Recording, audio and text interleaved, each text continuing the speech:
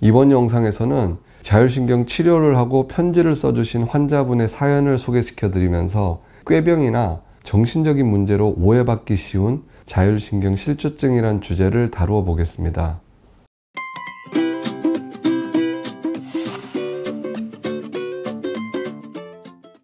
50대 후반의 여성입니다.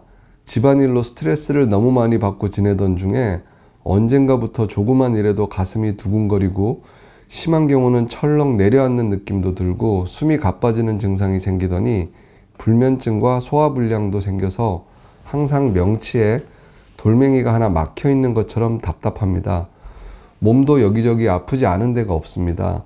내과, 신경과, 산부인과, 정형외과를 가봐도 특별한 문제가 없고 예민해서 그렇다, 신경성이라는 이야기만 합니다.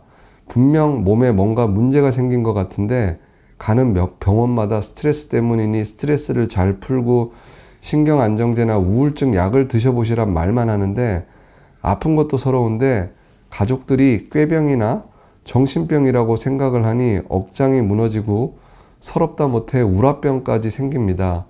오상신경외과에서 치료받고 이런 증상이 그나마 좋아졌는데 저 같은 분들과 그 가족들이 알 수 있게 자율신경 실조증은 꾀병이나 정신병이 아니라는 것을 꼭 좀 알려주십시오.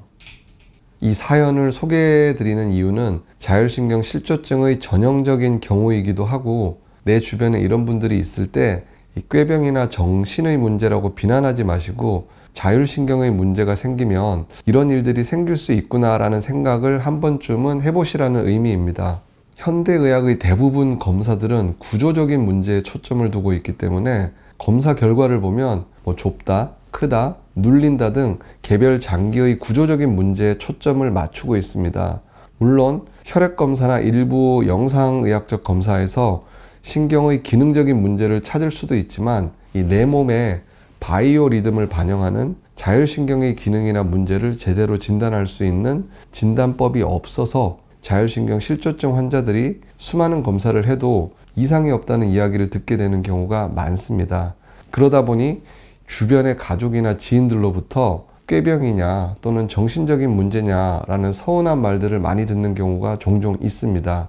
이전 영상에서도 말씀드린 자율신경 기능검사나 뇌파 검사 등으로 이 자율신경의 기능적인 문제를 어느 정도 유추할 수는 있지만 이런 검사 역시 이 결과만을 보고 자율신경의 문제를 예단하는 것은 잘못된 경우도 적지 않습니다. 외래를 찾는 분들 중에서 이 척추질환 환자의 경우는 비교적 진단이 쉽고 명확합니다. 통증 부위도 일정하고 MRI가 증상과 매칭이 잘 되면 이 신경을 압박하는 부위에 치료를 해주면 되는 것입니다. 물론 MRI상에서 보이는 병변 외에도 통증을 유발할 수 있는 요인은 없는지 복합적으로 고려할 필요도 있고 치료 방법도 주사치료나 시술, 수술 등 어떤 치료가 가장 효과적일지 고민을 해봐야 하지만 그래도 이 디스크나 협착증은 신경계 질환 중에서 비교적 명확한 진단을 내리기가 수월한 질환입니다. 반면에 자율신경 실조증 환자분들도 다수의 척추질환과 마찬가지로 이 말초 신경계의 문제이긴 하지만 디스크나 협착증과 달리 여기저기 불편한 곳이 많습니다. 어떤 분들은 머리부터 발끝까지 불편하지 않은 곳이 없다고 호소하시는데 그 이유에 대해서는 이전 영상에서 몇 번 설명을 드렸습니다. 자율신경계는 이 구조적으로나 기능적으로 서로 복잡한 네트워크를 이루면서 서로 복잡하게 얽혀 있기 때문에 이 한 축이 무너지면 마치 도미노처럼 증상이 전신으로 퍼지면서 하나씩 하나씩 생겨날 수 있는 것입니다. 서서히 새로운 증상이 하나씩 생겨나다 보면 어느 순간 어디가 불편하다 보다는 몸이 감당이 안 된다라는 표현도 이런 발생 기전 때문에 나오는 말일 수 있습니다. 자율신경 실조증은 대부분 육체적인 또는 정신적인 화학적인 스트레스에 의해서 내 몸의 신경계가 돌이키기 힘든 데미지를 받고서 내 몸이 그 스트레스를 상당 부분 흡수를 해내지 못하기 때문에 발생합니다.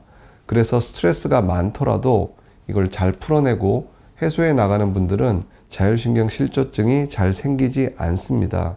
그런데 건강하던 사람도 이런 스트레스가 축적이 되거나 그 와중에 이 감당하기 힘든 육체적인, 정신적인 또는 화학적인 스트레스가 추가로 가해지면 어느 순간 자율신경이 스스로 알아서 하던 생리작용을 제대로 하지 못하는 순간이 옵니다. 이게 바로 자율신경 실조증입니다. 마치 반복적으로 늘어나고 쪼그라들던 고무줄이 한 번이라도 탄성 한도보다 더 늘어난 상태가 되면 탄성을 잃고 본래의 모습으로 돌아오지 못하는 것과 흡사하다고 생각하시면 이해가 쉬울 듯합니다. 즉 막연히 스트레스를 받아서보다는 이 특정한 일들로 인해 지속적으로 스트레스를 받거나 갑자기 감당이 안 되는 스트레스가 추가로 가해져서 내 몸을 스스로 회복하고 바이오리듬을 본능적으로 유지하는 자율신경의 자율주행 시스템이 고장나서 발생하는 질환이라는 의미입니다. 이 정리를 하면 아니 땐 굴뚝에 연기 나랴 라는 속담처럼 자율신경의 문제로 고생하시는 분들은 곰곰이 돌이켜보시면 분명히 이런 감당하고 소화해내기 힘든 과도한 스트레스 요인이 대부분 있었을 것입니다. 그리고 혈액검사나 심혈관 검사, 위장 검사, MRI 등을 해봐도 특별한 문제가 없는 경우가 많다 보니 이 꾀병이라는 이야기를 듣는 경우도 많은데 절대 그렇지 않습니다. 왜냐하면 자율신경의 문제는 이 수치화해서 진단하는 현대의학의 검사 방법으로 명확하게 진단이 되지 않는 경우가 많기 때문입니다. 여러분 주변에도 이러한 자율신경 실조증으로 고생하시는 분들이 적지 않을 것입니다. 그분들에게 이 꾀병이다, 정신력이 약해서 그렇다, 또는 정신과 문제라고 폄하하는 것은 그분들을 두 번 죽이는 것과 같다고 생각합니다. 대신에 혹시 내가 그분들에게 너무 많은 스트레스를 준 것은 아닌지, 또는 내가 스트레스를 좀 덜어주기 위해 도움을 줄 것은 없는지, 이런 따뜻한 마음과 배려가 자율신경 실조증으로 고통받는 분들에게는 정말 훌륭한 처방이자 치료가 될 수 있음을 꼭 기억해 주셨으면 합니다.